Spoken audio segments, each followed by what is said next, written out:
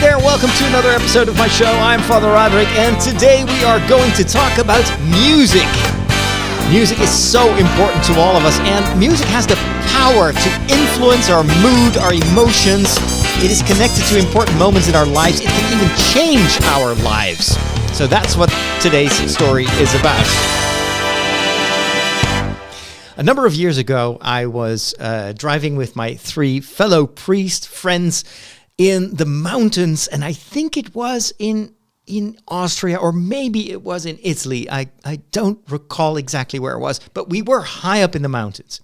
And I do remember where it was. It was in the Pyrenees. We were on vacation in the south of France, and we stayed in the episcopal palace of the bishop of one of those dioceses that is adjacent to the Pyrenees.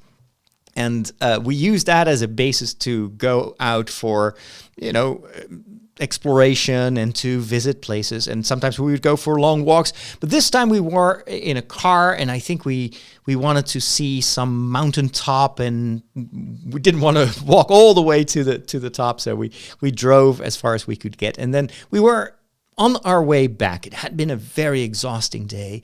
I was tired. I felt my legs. It had been a very strenuous hike. I love walking, but I'm just not used to climbing. And when you're starting to climb a mountain, you realize that you're using all sorts of muscles that in normal day-to-day life barely ever get used. And so after that long, I think it was 4 or 5 hour long hike, we were back in the car and we were driving home, and we were so tired. It was already getting dark, and then these roads in the mountains are also not very relaxed. Don't make for very relaxed driving. We don't know mountains. All four of us are priests from the Netherlands, so we are used to very flat land where you could always see the horizon. Here, every turn, every corner, we were afraid that another car or even a truck would race around a corner, and we would just crash into that. It was so. Father Harry, who was the designated driver, he was being very careful.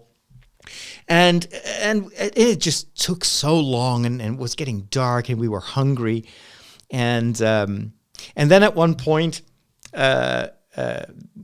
we ran out of topics to talk about, and Father Michel, who was sitting in the back, he was starting to sing songs from his childhood. Songs that they would sing with the family, and all of them kind of old-fashioned Dutch songs. And he just went on and on and on with those songs. And, one song is okay, 2 songs, yeah, that's cute. But song number 14, I was getting really, really fed up with all of those childhood songs, especially because none of the other priests had learned the same song. So we were raised with other types of music. I was raised with a lot of classical music, and my dad always playing the bagpipes. And if he wasn't playing the bagpipes, then my brother would play the piano. And in order to survive, I would put headphones on, and I was listening to pop music and to a lot of film music, so Star Wars soundtracks and everything. So music is, of course, something that can bind the universe together. It's a bit like the Force in Star Wars. But if you don't share the same musical memories, then it can also be something that alienate you from other people. It's like, well, I don't get this kind of music. So we were just like, oh, can we please get home? so this is over. And at one point, Father Michel fell asleep. He was also very tired, so it got quieter and quieter in the back of the car. And at one point, he was away. He was gone. And I was sitting in the front of the car, and I looked at Father Harry, and he looked at me, and he was like, "Thank God, Father Michel is asleep. You know what? Let's play a different type of music." And he had a CD player in his car, which indicates that this was quite a long time ago. And he puts in this CD, and he presses play. And then all of a sudden, we hear the music of the Lord of the Rings. Howard Shore, these amazing themes. And everything changes. Like the sun was almost completely gone. It was getting dark, but every once in a while, since we were still very high up in the mountains, you could every once in a while see the sun almost disappear between the mountain tops. And there was a bit of fog that was rising up. And so sometimes when the sunlight would hit the fog, you would get that magical moment where everything is golden and it is as if you're floating above the earth. And then imagine listening to Howard Shore, listening to the sound of the Lord of the Rings. Pom, pom, pom, pom, pom, pom. And it was so incredibly impressive. I will never forget that at that moment, I forgot about the fatigue. I forgot about how annoyed I was to constantly listen to these Dutch children's songs. And all of a sudden, I felt like I am in the movies. This is a magical moment. And it was so incredibly powerful to have that music that I know from these very impressive scenes in The Lord of the Rings suddenly play in the car in stereo while we were driving on this curvy road through a landscape that absolutely could be the decor for future adventures in Middle-earth. And then every subsequent year that I'm back in the car with Father Harry, at one point, we will play that music again. We will play the soundtrack for The Lord of the Rings. And it has become even more dear to my heart since this is music that I now associate with the highlights of every and each vacation, with the beauty of nature, with how impressive and how diverse Europe is, and how often the music itself almost translates in song, in notes, in melodies, this undescribable emotion that you have when you're seeing this beautiful landscape. And it was as if that music opened my eyes and helped me to take in the landscape. Because a half an hour before that, when Father Michel was still awake and singing songs, I had a very different feeling being in the car, and the only thing I could think of, let's go home, I want to be home, I want to be home. and now with that music of The Lord of the Rings, I was like, I wouldn't mind if this would last forever. This is so incredibly beautiful. So music in those moments has an incredible power to transform my experience of the landscape in which I'm riding or walking around. And also that music is now connected to very strong emotions. And every time I hear Lord of the Rings music, and it even works when I'm listening to the new soundtrack by Bear McCreary, the guy who wrote the soundtrack for The Rings of Power. It's very similar music to what Howard Shore did for Lord of the Rings and for The Hobbit. It puts me in a mood of awe, and I feel a sense of adventure, and I want to go out, and I want to go book a flight to New Zealand, and and it's incredible. Every time that I hear that music, it triggers this incredible positive feeling of adventure. I have this with other types of music as well. I remember that I think this must have been 4 or 5 years ago. Out of nowhere, I get a message from one of my followers on social media saying, "Hey, I've got tickets to a concert in Amsterdam, and I'm unable to go there, but I have 2 tickets. You can have them if you want." Now, Amsterdam is, of course, a great city, and it has one of the most incredible music halls in the world. The national pride, you could say. So the music center in the heart of Amsterdam has a world famous acoustic quality makes every music sound even better. Plus, the orchestra itself and its director are incredibly renowned. Of course, the director and the members of the orchestra change over the years, but this is maybe one of the best places in Europe to go to a concert. But the thing that actually really made me want to go was that this was not an ordinary concert. No, this was going to be Star Wars music. This was going to be the soundtrack by John Williams, played by a live orchestra while they were projecting scenes of the movies on a big projection screen above the orchestra. So I needed no pressure to accept the invitation. I got the tickets. I went to Amsterdam with a work colleague at the time, and there we were. And at the entrance, of course, who do I meet? All my friends from the 501st, from the Dutch garrison, dressed up as stormtroopers and rebels, and they were asked to welcome the guests, and then in between the various pieces of music, they would sometimes appear and walk around and add extra spectacle, you could say, to the whole musical experience. Now, I recently found that footage. I didn't take my camera with me because I felt probably it's not allowed to film inside that concert hall. But I did have my phone. I think back then it must have been the iPhone 6. And so I filmed a little bit of when they were playing the main theme of Star Wars. I was sitting on the left side in this hall where normally you would listen to Mozart or Beethoven or I don't know, Wagner.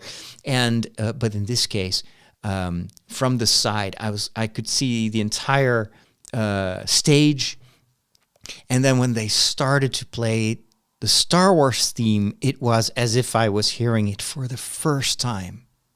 There is no comparison between listening to this music being performed right in front of you by real people. Of course, there are always real people playing these instruments, but this was live, and there was an energy in the air. And then seeing that music in combination with those images of A New Hope that I've seen hundreds and hundreds of times, and yet it was a brand new experience. I cannot remember a time where music made me happier than at that very moment. What an incredible music. And it also, I also noticed that because of course they played a lot of different pieces from the various movies, that there were nuances in the score. There were things that happened in the music that I've never noticed before, even though I've seen those movies hundreds of times. I've listened to the soundtracks time and again. I know every single moment in that music by heart, but listening to it live, and maybe it was also the interpretation by the orchestra and by the director, the music spoke to me like never before. It was so incredible. So that's another very powerful moment. So when I hear Star Wars music, actually, I, of course, think of the movies, but I also always think back to that one concert in Amsterdam where I heard it for the first time in my life, live, being performed live on stage. And an experience that is much more recent that came very close to this was in Anaheim during the Star Wars celebration, when I was lucky enough to be present at the first panel, which is always the big one where you have the famous actors and everybody of Lucasfilm was there. And you never know what they are going to show, if they're going to have a new trailer or something. So I was very, very curious and excited to be there. But what happened then surpassed my wildest dreams, because they had a bit about the upcoming, back then still unreleased, new Indiana Jones movie. And on stage, all of a sudden, they introduce Harrison Ford. And Harrison Ford says a few things. And then they say there is no Indiana Jones without John Williams and without that theme of Indiana Jones. And then what happened then, just everybody went crazy because an entire orchestra appeared out of nowhere. There was like a curtain that I thought was just part of the backdrop of the hall, but no, it was a curtain that they could move. And then there is this platform on wheels, and there is an entire orchestra sitting on the platform. And right there in front of the orchestra is Mr. John Williams himself. The guy who literally wrote the soundtrack to my life. And without any introduction, without any, announcement, he lifts up his baton, his directing rod, and then it begins. Dum da-da-dum, da-da-dum, bum ba-da-bum, bum ba-dum. And I'm sitting there like, oh my goodness, I am listening to a live orchestra, and it's John Williams himself who plays the theme of Indiana Jones. I am just exploding. This is too much. I've never had dreamed that I would be in the presence of one of the composers that I admire most of anyone, of any music maker in the world. And then he goes on and he plays some stuff from Star Wars, the Imperial March, obviously. There is also the theme from the fight with between Darth Maul and Obi-Wan Kenobi and Qui-Gon Jinn, with an entire choir that starts singing like Koran Ratana.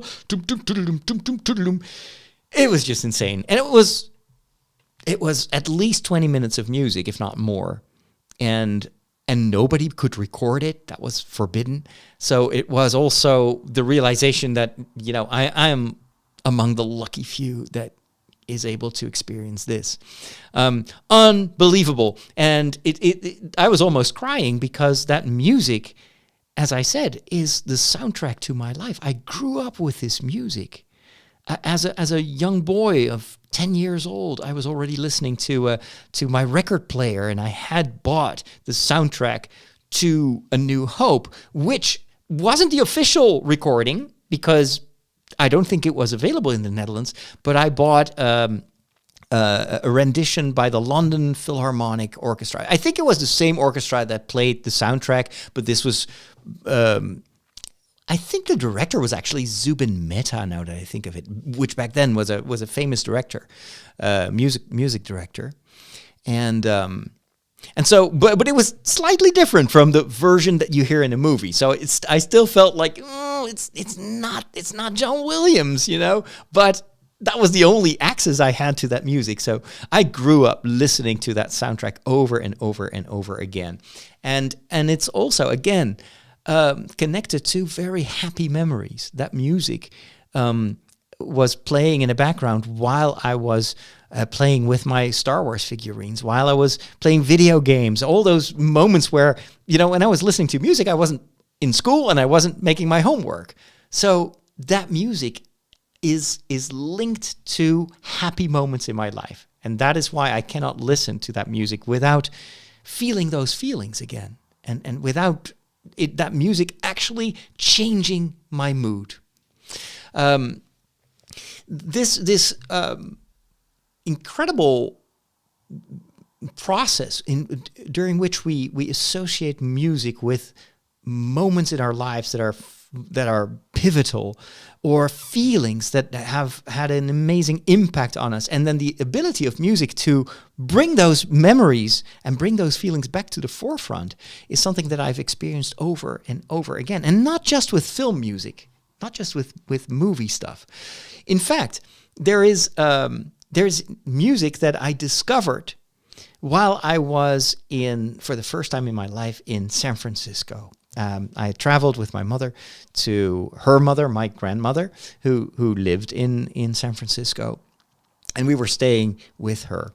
And one of the first days that I was in San Francisco, I think I took the I think it's called a BART, the metro system, and I traveled by myself to downtown San Francisco, and I just remember how beautiful the weather was. It was a spring morning, the sun was shining, it was still a bit chilly outside, but I'd never been to San Francisco, and it was back then, still is, but it has changed a lot. But back then, it was a very friendly city. You walked around, and nowadays they have a lot of trouble with crime and with drugs and homeless people. But back then, the streets were clean, everything, and people were just kind. Very different. I experienced later on when I was in Manhattan, in New York, where people are like the Dutch, but not in San Francisco. People were very friendly. And I remember that I walked to there was a music store. And I was curious back then. I was a great a collector of CDs because there was no internet, I think, and it was not possible to stream music. So the way you discovered new music was by walking into a music store and just browsing CDs, and then you could ask the people behind the counter if you could sample the CD. There would be a number of headphones, and they would put the CD in a CD player, and you could listen to it. And if you liked it, you could buy it. And I remember walking into that store, and I was excited. I was like, I can't believe I'm in San Francisco. This is so cool. I'd already seen the cable cars and everything. And they were playing what sounded like a bit of kind of folksy music, but it had an edge. And I really liked that music. And it was just this like, what is this? I've never heard this music. I don't recognize it. And yet I like this. I want the CD. So I went to the counter and I asked them, who is this? What kind of music? Oh, it's a new CD by Lisa Loeb. It just came out. The CD is called Tales. If you want, you can listen to it on the headphones, which I did. And then I listened to that a couple of tracks from the CD. And I was immediately so hooked on that music. I have to get it. What I like about Lisa Loeb is she writes her lyrics herself, and they're very poetic. It's a little bit strange. You don't know exactly what she's talking about, but the words, it's very well written music. The words in combination with the music evoke certain themes, and these lyrics keep you thinking, what would this be about? And so it's more.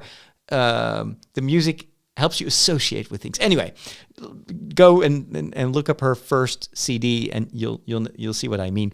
Plus, it was music that I'd never heard in the Netherlands, and I was pretty sure that this would never be on the radio in the Netherlands. So I bought that CD, and again, when I was back, I of course really, really missed San Francisco. I had a wonderful time there, and I've been back there a few times afterwards, but. Whenever I felt a bit homesick and I wanted to feel what I felt that morning on the spring morning in San Francisco, I would put on Lisa Loeb's music, and I would instantly be transported back to the streets of San Francisco. Now, this happened also when I was visiting a few years later, the incredible city of Manhattan, downtown Manhattan. I was staying with the Paulist Fathers, very close to Central Park. And Father Dave, who is actually one of the Paulist Fathers, he has a radio show, and I think we'd gotten to know each other through podcasts and through the internet, because there weren't that many priests who were using these newer forms of communication. And so I don't know exactly how it came about, but anyway, he invited me over to stay with them. And so I could just literally walk down the street and I'd be in the heart of Manhattan. It was one of the most incredible weeks in my life, because, when do you have that opportunity to walk around in Central Park in the morning and go into, I remember I walked into the Apple store, the big glass, I think it was the first Apple store that they opened, and to be there where all these big product launches had taken place. and to go to the rooftop of some of these skyscrapers and see Manhattan. It was just such an amazing city. Every time I see Manhattan on TV, I'm thinking back of that week. I went to visit as many film locations that I could, like the library where part of Ghostbusters takes place, and numerous other places in Manhattan. But so I would spend most of my days, if I didn't have any appointments, I would just walk around in Manhattan.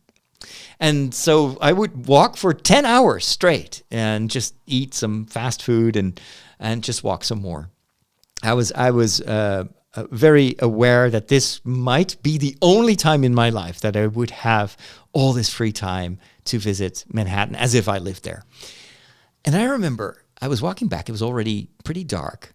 I'd eaten something, and I knew that I wanted to be back home before 10 o'clock. And I was approaching Central Park and saw the Apple store on the side on my right hand. But then I hear this music. And I could tell that this was not a recording. This was live music. But I couldn't tell where it was coming from. But I did recognize immediately what music this was. This was Frank Sinatra big band music. This was the music that as a child I had recorded from the radio, and I played over and over and over again, especially when I was like 15, 16 years old. Frank Sinatra, all those crooners, all that, Frank Sinatra, Tony Bennett, all that type of music was the only music that I played, maybe next to some film music. And I knew all these songs by heart. I was hopelessly romantic. I still am a little bit. And there was something about that voice, the golden voice of Frank Sinatra, that always made me think of New York and of being in the United States, which I hadn't been to. But it was this dream. I knew New York from the movies, and I just so wish that one day I would be able to visit. And so I'm walking there in Manhattan, and I hear this orchestra playing the opening song, the opening notes to New York, New York.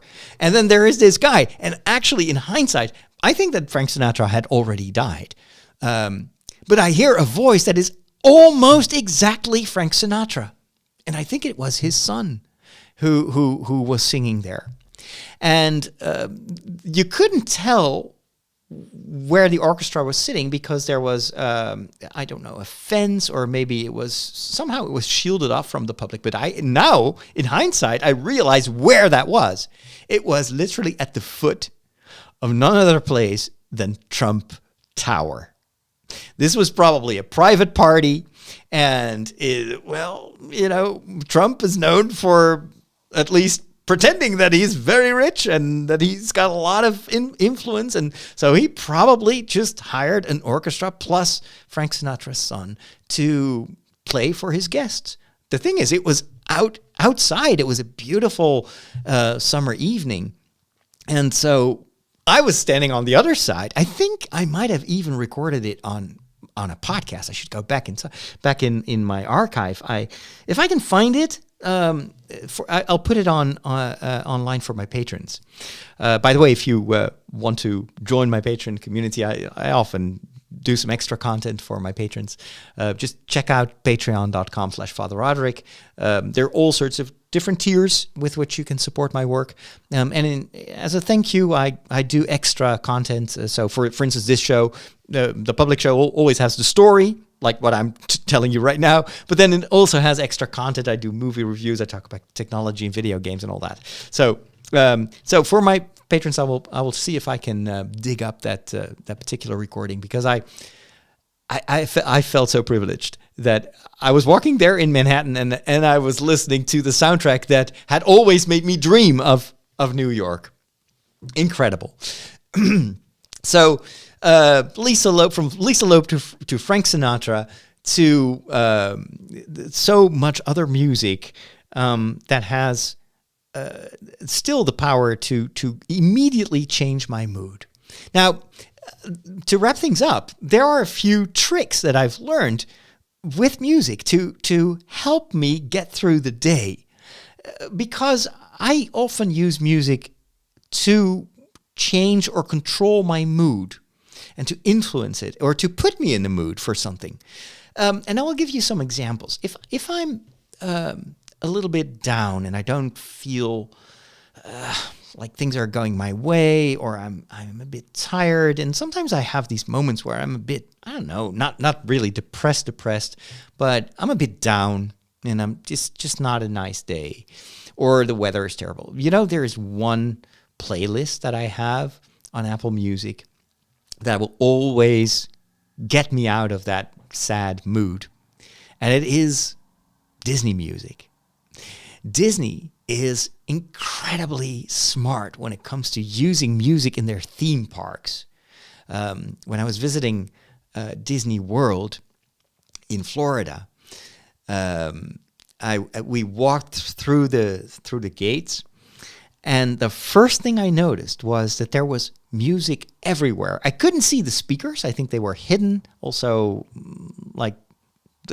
but very strategically, everywhere you went, you would hear the same continuous happy soundtrack. And it was not Disney songs, but definitely this type of Disney music that is very bright, very cheerful, lots of hummable melodies. And it would accompany you all the way down the street, all the way up to the castle. And I noticed how much that really helped to set the mood. I was happy to be there in Disney World, of course, wonderful to be there. And then that music, again, immediately started to meld with the experience and with what I was feeling. And then every attraction also has its own music. And I experienced this when I was in Disneyland much more recently, after or during the Star Wars celebration in Anaheim. There was one evening for those that had gotten tickets for this special Disney night, and we could also visit the Star Wars part of the park, and you walk around there, and the one thing, of course, you see the Millennium Falcon, and there's a big TIE fighter and an X-wing fighter. That all helps. There are some of the cast members are dressed up as stormtroopers. All wonderful, but the thing that really sells it, as you are in Star Wars, is that they use the same speaker system to play Star Wars music all the time.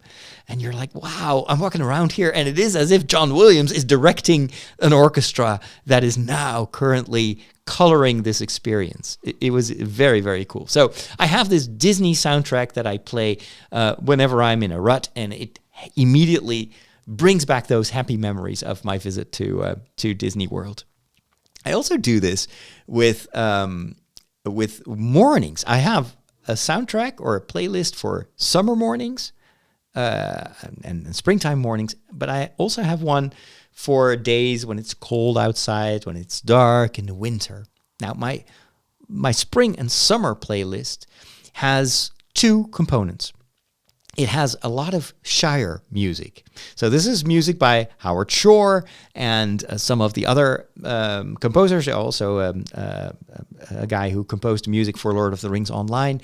And I picked all the music that they use for the story that takes part in the Shire, because there's something so cozy. Well, if you want to hear what I feel about the Shire and how much that is my ideal place to live for the rest of my life, listen to the previous episode of this show, because I talk about my visit to the set of the film set of the Lord of the Rings in Matamata. But I have that Shire music, and then I also have the ability to play sound effects in conjunction with the music on my Google Home system and on Alexa. I've got one Alexa speaker, and I use Alexa a lot for this back when my Google Home system is busy playing music. I use Alexa to add sound effects, and the sound effects that I add are bird sounds, just birds. I live very close to the woods now, so in fact, in the springtime and the summertime, now I just open a window and I hear birds. But in my previous parish, that wasn't the case. And so I would have the Alexa playing these bird songs And you could even automate that so that when you wake up, it starts playing that music. And that is, I linked it to my hue lights, and the light gets brighter. And it makes for a very cool, cozy, warm morning routine. And it is as if you're waking up in the Shire. Guaranteed happy, how do you say that? Like happy feelings in the morning. Now, in the winter, I made another playlist, and this is a little bit of an experiment that I did. I wanted to create a Groundhog Day playlist.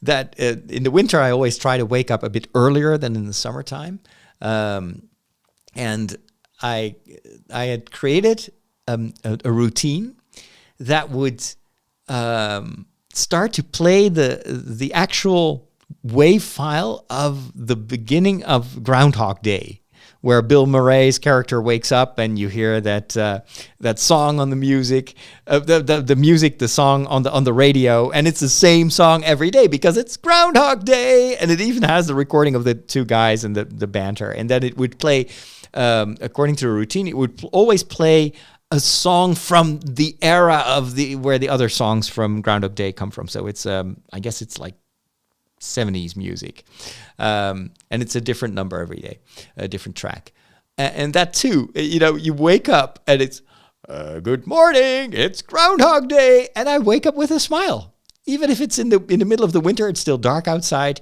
It just matches the mood in that movie, which I love so much. So anyway, that's my little morning routine in the winter. Then I have reading music. I have a number of playlists that I play when I'm sitting in my hobbit corner downstairs. I have a rocking chair, and that's where I love to read books, paper books. And I have this soundtrack, and it's very slow, calming piano music. It's almost imperceptible. And I combine that with another set of sound effects from the Alexa speaker, and that is a fire in a hearth, so the crackling fire. And especially in the winter when it's cold in the house as well, I love to sit there. I put a blanket over my knees, and I have this very calming music playing in the background, and I hear the crackling of the fake crackling of the fire, and it's right besides my fake fireplace, which I bought at a store a few years ago. So it has these LED lights that make it look like there's actually a fire burning, but there's no heat coming from it. But the sound effects really sell the experience. I have writing music as well. So when I was writing my book, Geek Priest, I wanted to create a soundtrack that would put me in the mood for writing, because writing is something that I don't do very easily. It's quite a chore. It's hard work. But so I don't always want to write. Even now, when I sometimes have to sit down and write a story, some other time. But I knew that there were a few moments while I was writing my first book. I wrote part of that book in Canada and in the United States, I think.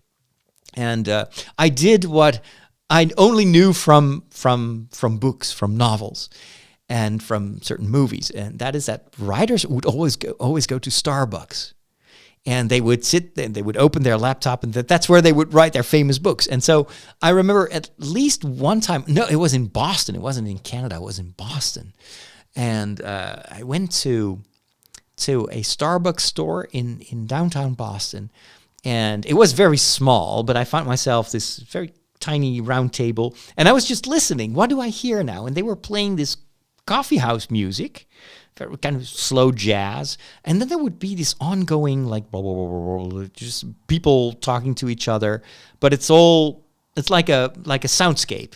And then you would hear the little spoons in the background, and the machine of the milk heater. And all these little sounds made for a wonderful soundscape. And I don't think I wrote much of my books there, but I was like, I wish I could go here every day while writing And I think I would write a ton of books if I had a Starbucks. But back then, in those days, Starbucks was just an American thing. We didn't have that over in the Netherlands. Now we have, but back then it was still something that I only knew from movies and TV shows. So what did I do? I created a playlist with coffeehouse music, that same kind of jazzy music. And I found another special effects soundtrack with actually, this was an app that would play these background noises as if you were sitting at Starbucks. And if you play that in conjunction with that jazzy music and you close your eyes, and you make yourself a cup of coffee, you are there. You don't need Starbucks. And it's so much cheaper than sitting at Starbucks and drinking their expensive coffee. So anyway, that is music that I put on with sound effects that put me in the mood for writing. And then I need to start wrapping up, but I also have a Christmas playlist, which I love to play. And it's not the usual Christmas music that you hear on TV or on the radio. I like to play like classic, Frank Sinatra style Christmas music that I associate with these old-fashioned movies that I would sometimes catch on TV during Christmas, which for me was like, I don't mind Christmas in the Netherlands, but there was like this idealized version of Christmas in the United States where Santa Claus would be walking around. We didn't have Santa Claus in the Netherlands, and it would be snowing, and people would drink Coca-Cola, and I don't know, there would be elves, and there's just this whole mythology around Christmas. Very, of course, not religious mythology, but still, as a kid, I loved that kind of stuff. And when I saw Home Alone many years later, that movie too evoked kind of this nostalgia of a Christmas that I've never known, because I never lived. I didn't grow up in the United States. But my playlist does evoke that feeling that I remember from watching Christmas being celebrated on TV in movies in the United States. Call me crazy, but that's just how it works in in my head. And then finally, there's just one thing. There's one sound that I can also really appreciate. And it doesn't cost anything. You don't need to be subscribed to Spotify or Apple Music. It is completely free. And that is just silence. Especially when I come home from Mass and I've been talking to parishioners and I've been for an hour listening to church music and organ and choir music. It's not really my favorite music, if I'm perfectly honest. And I come home and there's so much buzzing in my head. Instead of putting on music to control my mood, I just revel in the silence. I come back home and it's Sunday morning and I'm just in the kitchen cleaning up and making a sandwich, and it's just quiet. So quiet. I love that too. That's what I wanted to share with you today. Thank you so much. For my patrons, I will continue the show with some extra content. If you want to see more of what I do, just look me up. I'm all over the place on the internet, and go to my website, fatherroderick.com. And if you want to join the Patreon community and listen to the extra content every week, then go to patreon.com/fatherroderick. Have a wonderful rest of your day. We'll talk soon. God bless. How do you not like movies? They're predictable. Like, the guy gets the girl, and that kid sees dead people, and Darth Vader is Luke's father. Not liking movies is like not liking puppies. They're fine. I just get bored and never make it to the end. You know, you need a movie education. You need a movication. I'm gonna give it to you. Speaking of movie soundtracks, there is one series of movies that I rewatch every year. I don't think I ever skipped a year that I didn't watch it. And no, it's not Star Wars, and no, it's not Lord of the Rings. It is the movie that has the best soundtrack of all movies that are not Star Wars. Pom, pom, pom. You know what I'm talking about. Back to the Future. With this incredible soundtrack by Alan Silvestri, which is one of my favorite movie trilogies ever. I can't get enough of it. I now own the 4K version with like Dolby Atmos. It is insanely cool.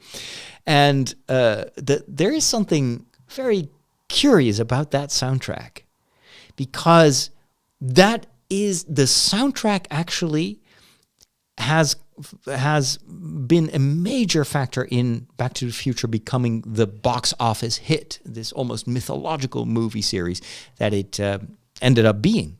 But that wasn't originally the plan. Nobody expected this movie to be regarded as such a box office Hollywood juggernaut. In fact, when Alan Silvestri was asked to write the score, he first visited the set. They were still filming, and in an interview, which I will link to in the show notes, he explains that he saw the director on the set for the Dance Under the Sea. This is in the first movie, and as you may know, when you hear music and people are dancing, there is actually no music while they are dancing. The music, the people are dancing in silence.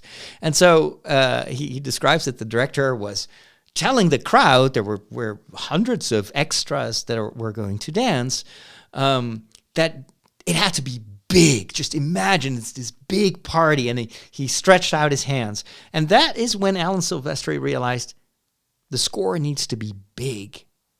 And previously, he didn't have that impression because everything he had seen so far of the dailies that they shot was very small. There were no sweeping landscapes. There was no big special effects sequences. Everything was tiny. Even the town where supposedly the story takes place, where Marty McFly lives, and the town that he goes back to, it's a very small town. This is on the back lot of Universal Studios. It's actually still there. It's being used in a ton of movies. But there was no big city, there was no big chase sequence or anything. Everything was filmed with an extremely low budget. And there was no indication whatsoever that this would ever be regarded as more than a small-scale, low-budget science fiction movie. But then when Silvestri saw this director kind of projecting that this is a big movie, this is a big event, that's what he took home. And he told himself, I need to write a score that is bigger than life, that will elevate this small budget, relatively small, simple movie that takes place in a tiny town in the middle of nowhere. My music needs to open this up and make it feel big. And that is why he wrote that very instantly recognizable melody, very simple melody. It's a pom pom pom pom pom pom pom pom pom da da dum, and then you have that the music goes into crescendo, and then there's this moment where we all kind of like sing along, and it's like bum da da da da da da, and that music. If you go and rewatch the first Back to the Future movie. And you know this, that it's actually the movie that makes it feel so big, then you realize that's so true. Without that particular score that he wrote, Back to the Future would not be Back to the Future. And then, of course, in the next two movies that were shot back to back, they already knew that the first movie had been a major success, so they did actually make it much bigger, and like the Back to the Future, literally the future version of that same small town does have that grandeur, and that it's all very impressive. So it matches the music much more. But I think that they went big because of the score. Anyway, love that trilogy, love that music. It's insane, and it still survives. It holds up so well. We don't have flying cars, but it's still something I dream of. Thanks to that, that movie series.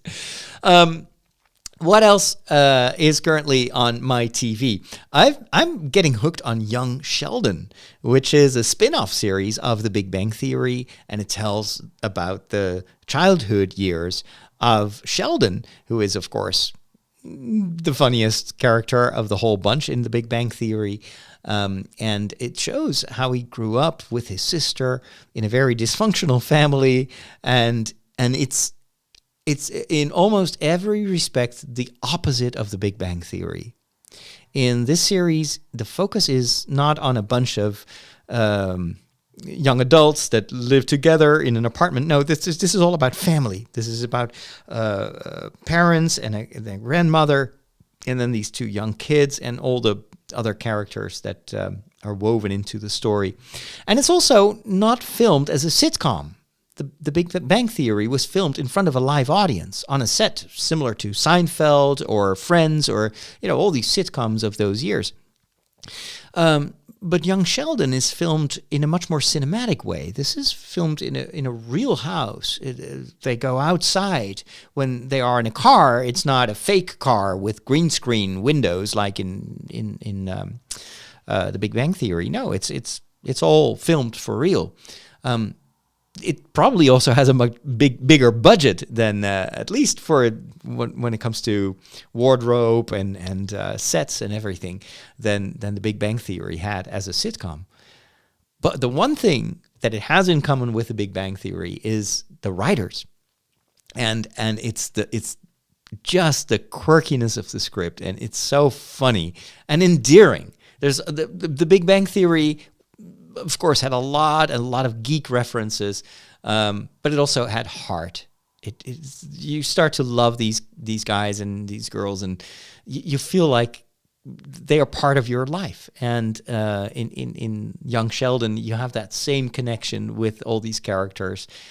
Even though I've only seen like 4 or 5 episodes, all these characters are already so near and dear to my heart. And another television series that has the same effect on me, and I can watch it over and over again, and I feel like I know these people. They are my family, is The Office, of course. Need I say more? Started as a 2-season television series with one Christmas special written by Ricky Gervais. He's also the main character.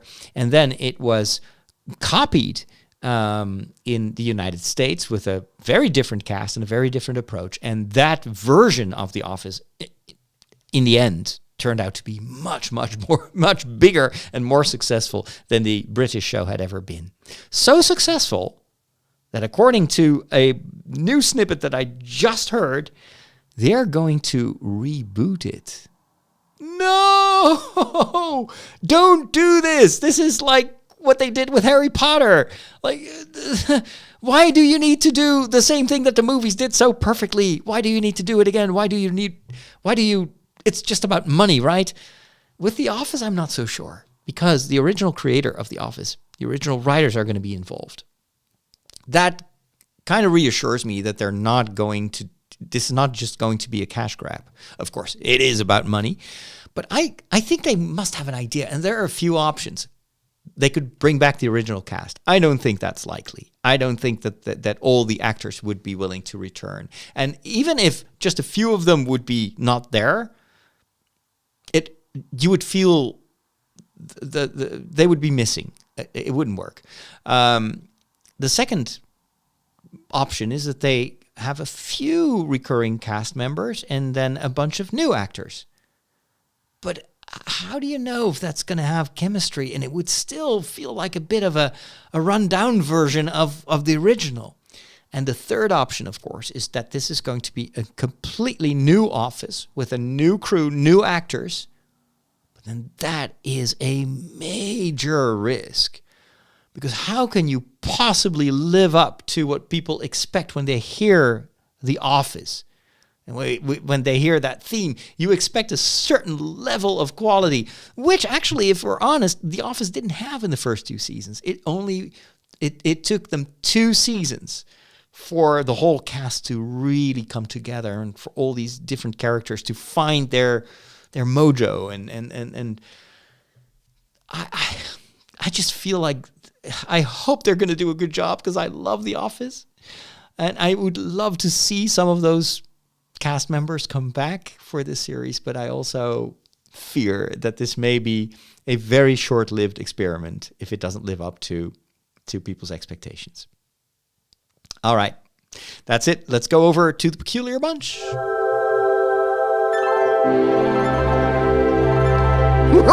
Catholics rock!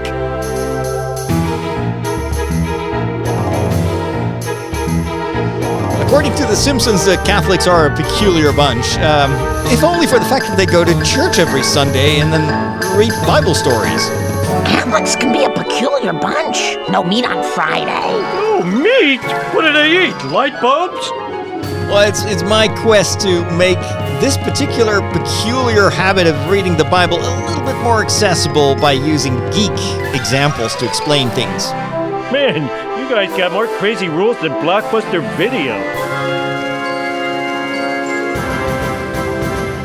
Now, the upcoming Sunday, we read from the Gospel of Matthew.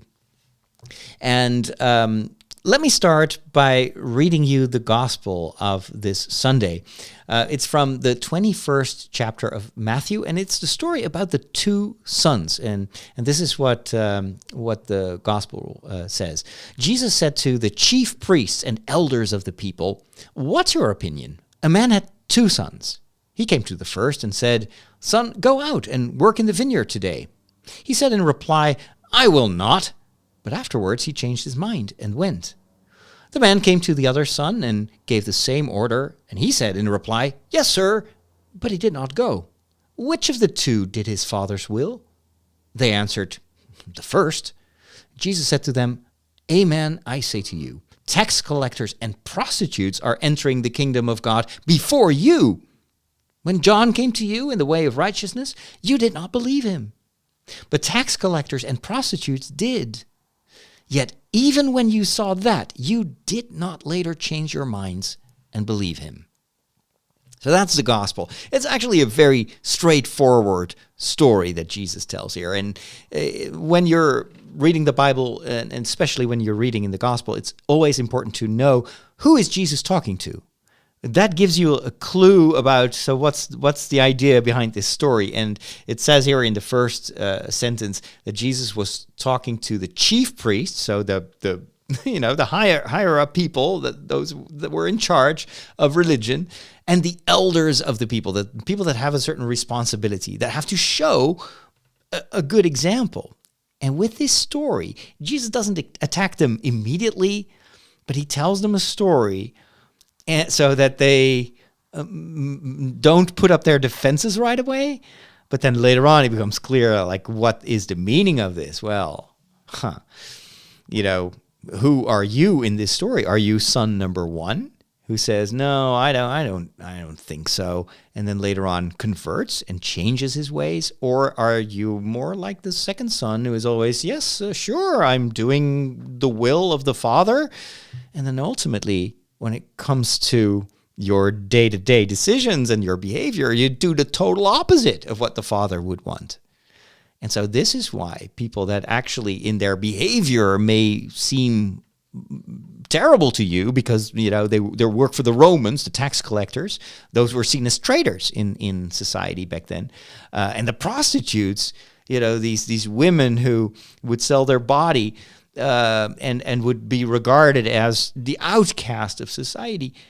There were among the followers of Jesus a number of those people that he saved, that he invited to follow him, and maybe at first in their lives they didn't seem to do what God wanted them to do, but they did anyway. They started to follow Jesus and they changed their lives.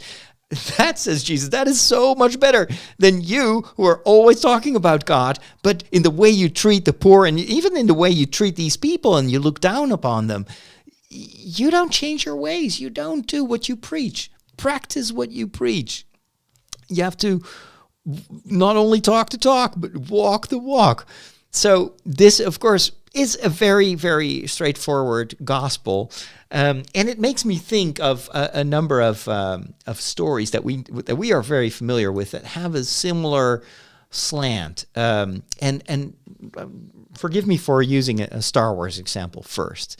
Think of Kylo Ren and Rey, and to these polar opposites. They form a dyad, I think is the word that they use in that sequel trilogy, where they are supposed to be contrasting characters that couldn't be more different, and yet at the end they come together. It's like the yin-yang, dark side, light side, etc. But what people often miss is that this story is all about change, about how these characters change, especially, of course, the character of Kylo Ren. Now, Kylo Ren is a guy who always craves the approval of father figures. Not so weird if you realize that his father is Han Solo, who is not a very good father. And he often isn't there. And then Luke Skywalker becomes a substitute father, but is out of fear almost kills Kylo. And so you can start to understand in the course of these movies how Kylo seeks other father figures than the ones that have disappointed him, and he becomes almost subservient to them. Think of Snoke. And later on, also the Emperor, of course, who is behind everything. And Kylo is copying their behavior because ultimately he wants to be like them. He wants to be the big leader. And he says time and again, yes, I will do whatever you ask me. And that goes very far. He is killing his father because that's what his substitute father figure told him to do. It is the last step towards embracing the dark side. So it seems as if he is a guy who not only talks the talk, but walks the walk. He seems to be very consistent, but that is starting to break down when he starts to discover that actually his refusal of his own parents and his yes to those father figures, those dark father figures, is continuing the hurt that he is inflicting upon others, the hurt that he felt himself. And it is Rey who opens his eyes to this. She is someone who is, unlike him, very reluctant to embrace the Force. She has grown up without parents. She takes care of herself.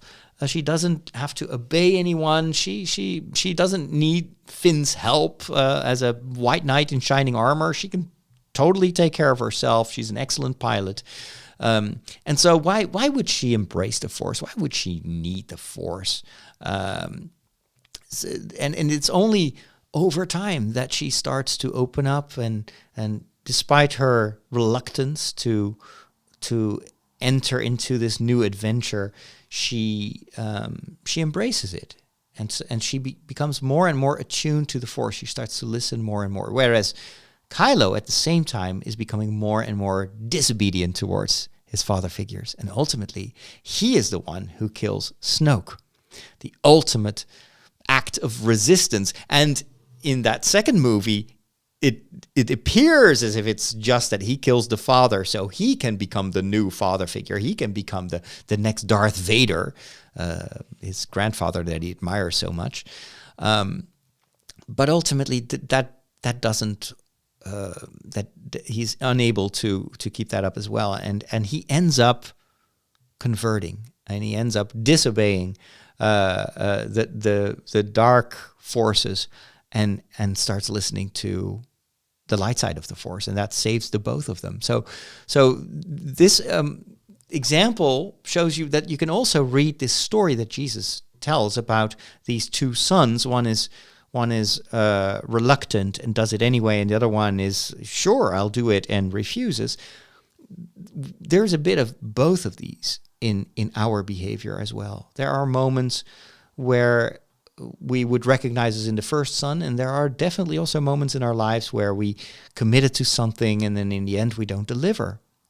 And I think what Jesus invites us to do is to change, to convert. The one criticism that he has towards these elders and these high priests is that they don't change, even though they've seen the light. They've seen that these people that they regarded as not worthy of religion and of God's attention, these people changed their lives and started to follow Jesus and actually really improved their behavior. That should have made them think and should have touched them, but instead they created a wall around their heart and impenetrable defense mechanism, and so they'll be the last. They'll be the last to convert, and yet even for them there is always hope, because for Jesus there is no sinner that he doesn't give the opportunity to convert. Think of the guy on the cross next to Jesus, who has lived his entire life as a criminal, is very, very well aware of the fact that he deserved this death sentence that he undergoes, and yet in the very last minutes of his life he converts and he asks Jesus to save him, which then happens.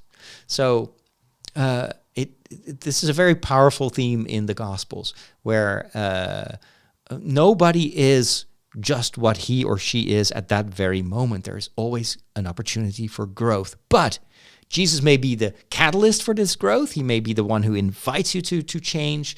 But ultimately, he can't do it without you. He doesn't do it without our collaboration, which I think is a very hopeful aspect of the gospel.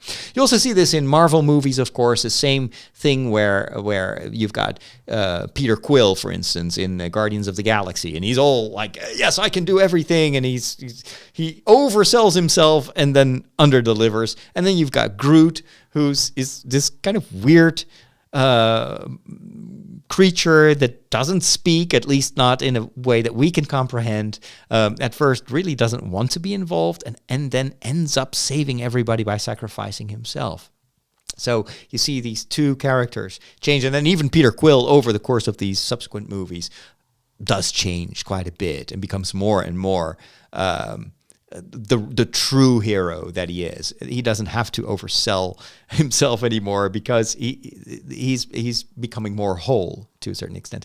Iron Man, same kind of evolution. Tony Stark at first, the guy who has it all, but then where he fails, where he completely messes up his life, is when it comes to his friends, his unfaithfulness, his betrayal of the friendship, and his egotism. And there too, you see this beautiful evolution, and he's helped by Pepper Potts, who is kind of his counterpart, and she is this unassuming woman who, in the end, grows and grows and grows, becomes more and more strong and powerful and active in Tony's life, and who seems to be one of the few people that actually has a positive impact on Tony and helps him to change his ways. Similar energy, similar process between Jane Foster and Thor. Remember the first movie, Thor, where he's just this insufferable jerk, really not a nice guy. And then you've got Jane Foster, who doesn't even believe in superheroes. And then, well, if you've seen the last Thor movie, Jane herself becomes a superhero, and Thor is more and more sympathetic, and instead of the guy who overpromises and underdelivers, he becomes actually quite humble, very nice guy who over-delivers to a certain extent. Oh, those are my thoughts when it comes to this week's Gospels. I hope that helps you. Let me know what you think, and stay subscribed for more. When did you become an expert in thermonuclear astrophysics? Last night. The packet. The extraction theory papers. Am I the only one who did the reading? Normally in this segment I talk about books that I'm reading, but I'm still reading the same book that I spoke about last week. I'm still finishing the third book of the Mistborn series by Brandon Sanderson. But I do actually plunge myself in a new story, which is not in a book, but it is a video game. In fact, it is a video game series. I'm talking about Assassin's Creed. I was able to pick up some of those Assassin's Creed games for not much, and today actually I rebought the first installment of that series, which I once owned for my Xbox 360, and when I sold that Xbox 360, I also sold the game. But I was able to pick it up for $2, just for $2. And in fact, on my Xbox Series X, it does run in 60 FPS and with improved graphics and everything. Now, the stories of those first games are definitely better than the game themselves. The games are a little bit repetitive. Back then, it was spectacular what they did technically. We'd never had open world games like that, but nowadays it feels a bit clunky. In the first game, you actually visit Jerusalem in the Middle Ages, I think, and you play this guy who, thanks to a machine, is able to go back in time thanks to his memories, his genetic memories of forefathers that he had. And so you can play him in various eras, and there is this big overarching mystery, at least in the first 5-6 games, between two factions that are rivals. And in every game, you go to a different time in history to uncover more of what's going on. It's a very well executed game, and what I loved, I've been playing the first part of the Ezio series, so Assassin's Creed 2, where you play an Italian guy called Ezio, and it is wonderful because you walk around in Florence, and I've been to Florence last year, and I've only been to Florence once before that, but only for a short time, I think for one day. But now I've been able to walk around in Florence several days, and in the game, they actually show you some of the highlights of the city that are still there. Like there's the Trinity Church, there's of course the big basilica in the center, the river, and they even reconstructed digitally a number of buildings that are only present today in the form of ruins. There's this big tower next to the river, and I remember when I walked alongside the river border, and I was looking for the bridge that would bring me to the center, I was wondering, there's only this big medieval tower, but it was part of a larger structure. I wonder what it looked like. Well, in the game, you can actually see it. It is a whole fortress, and the tower is still there, but also the other towers that have long since crumbled. Very, very cool game. And I don't mind that the game mechanics are a little bit old-fashioned and that it's very repetitive, because I play this for the immersion factor. I love to walk around in all these different environments, and in later installments you can even go to ancient Greece and visit Athens, and you can go to, I think, to Rome, if I'm not mistaken. Anyway, it's an amazing game. At one point you can even walk around in the Vatican, which is, of course, has its limitations because it's a much smaller version of the Vatican, but it does have the Sistine Chapel and stuff, and I love that. It's very immersive. The only thing that I hope one day will be done is a VR version of these worlds. I want to walk around in medieval Florence, but then in VR, so that it really feels as if I'm there.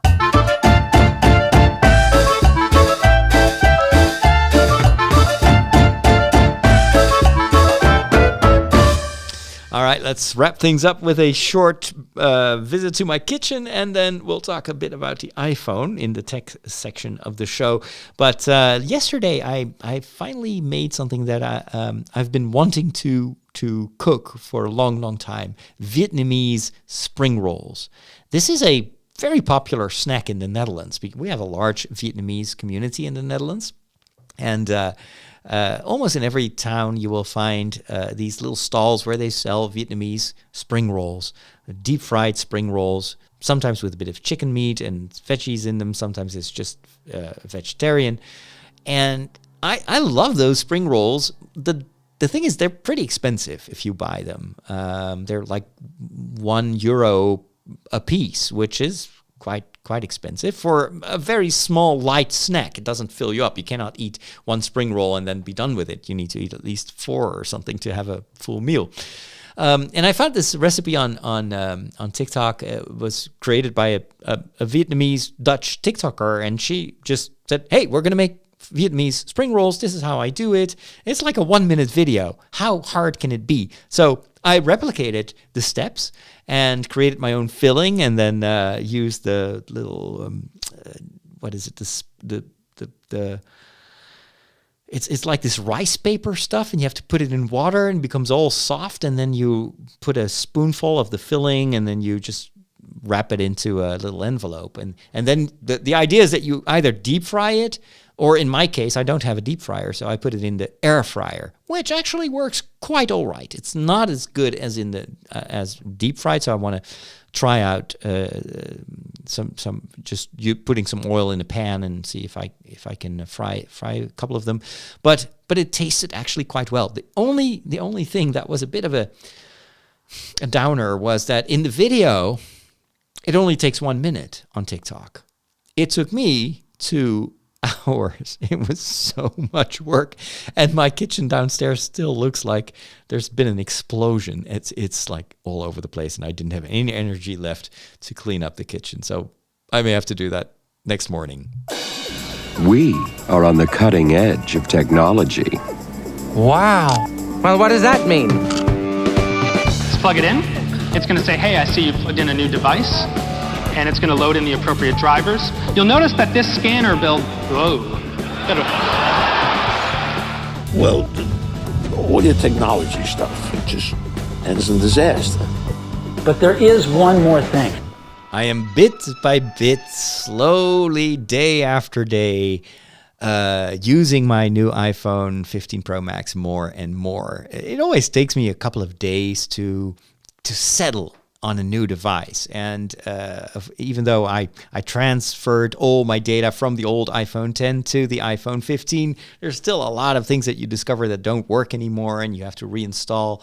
And also, I was a little bit reluctant to use it and to carry it around because I didn't have a case yet and I didn't have a screen protector.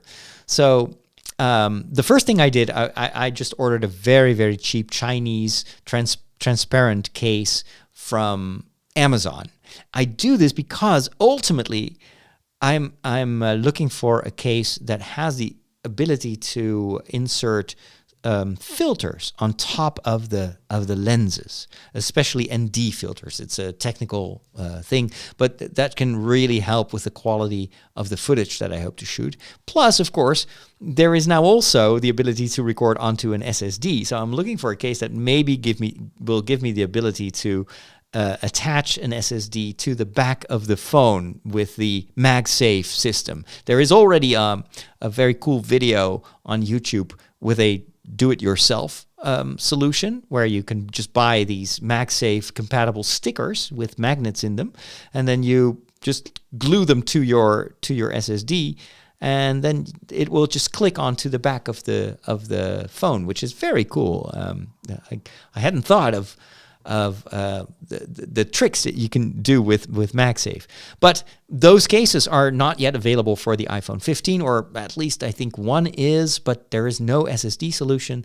And I hope that there will be an even better case, which would also allow me to have a second USB-C port, so I can hook up my microphone, my wireless microphone system to the phone as well. So those solutions will, of course, over time be developed and be available. But in the meantime, I wanted to have a simple case just to keep it safe whenever I would drop it and to have a bit more grip. And then this morning, I actually decided to get one of those screen protectors. So I went back to the store where I bought the iPhone because they have a machine to apply a screen protector and they do it for free. The screen protector itself is very expensive.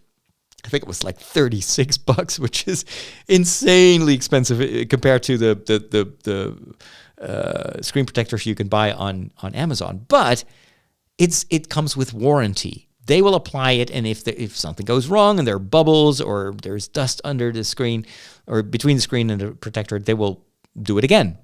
And it's going to be perfectly aligned and everything. So I was like, yeah, no brainer. I've been trying to apply the screen protectors myself for my iPhone 6 and also for the iPhone 10, and every time it was a disaster. There was always something underneath. I never could get rid of the bubbles, or there was a little bit of a dust speck underneath, and so I was like, yeah, no, I'll just pay a little bit extra and they do it for me. Turns out that was the best decision ever, because it took them 3 tries to put it on. The first time when he had applied it, and this takes about 15 minutes to apply it, with a machine. So they did a really, really good job. But then he was holding it up, and he said, I see a few little tiny little bubbles. Do you see it as well? I think I messed it up. So he took it off and was like, I'm going to apply a new one. And I was like, really? Oh, well, okay, sure. And then it took another 15 minutes to apply a new screen protector on top of it. And it's like, oh, this is it. And I was, yeah, it looks great. Thank you. I walked out of the store. I take it out of my pocket. I look at the screen and I see that there is actually a little, like a long piece of dust underneath the screen. And it is actually it's very visible. So I bring it back to the store and the guy is like, uh-oh. And I show it to him and he's like, I don't know what this is. And then he's like, I think this is a crack in the screen. And I was like, no, this is not a crack in the screen. It's impossible. You just applied it. And then he takes it off. Oh, we just have to do it again. And then he looks at the screen of my phone. And he says, no, I think the crack is on your screen. And I was like, what do you mean? And he's like, how have you used your phone in the past few days? I was like, I haven't used it. I am very afraid to use it because it didn't have a case and it didn't have a screen protector. It cannot be. So I looked at it myself. I was like, no way, no. The glass is completely smooth. So I wasn't buying it. I was like, no, this must have been a hair or something that got underneath the screen protector. So he made a deep sigh. He looked at his colleague who now had to serve all the other customers in the store by himself. Okay, we'll do it again. You paid for this. We guarantee that you'll be happy. So let's apply the third one. And so he took even longer. He looked like 20 minutes and he was so careful. And so he was at one point even holding his breath while he was applying it. And then I got to inspect it and it was perfect. It is absolutely gorgeous. You cannot tell that there is this thin glass layer on top of it. So yeah, the actual purchase was a bit expensive, but man, am I glad that I did this, because otherwise I would have paid for 3 myself, and it probably still would have been botched because I'm just very bad at this stuff. Anyway, that's my little iPhone 15 story. I do read some reports in the news that especially the Pro models are overheating, getting very, very hot, which doesn't surprise me because, of course, the titanium is less conducive than steel is. But I'm sure that Apple will fix it in software. They can lower the CPU power or whatever. For me, it's not a problem. I don't use the phone for heavy gaming or anything that generates a lot of heat. The only thing I'm using it for is for filming. And the only thing that I can imagine is if you're trying to film like 60 FPS, raw, or not raw, but ProRes, maybe that could generate some heat. But then you're offloading a lot of the stuff immediately to the external SSD, so I don't think I'm going to be in trouble. And even if it gets a bit warm, I'm sure Apple will have a fix. Anyway, that's it for today. Thank you so much for the privilege of your time. Hope you enjoyed this show, and we'll be back next week. Same time, same place. Well, at least when it comes to me, definitely same place, behind a microphone. And thanks for being a patron. Thanks for your support. I wouldn't be able to do this work without you. God bless.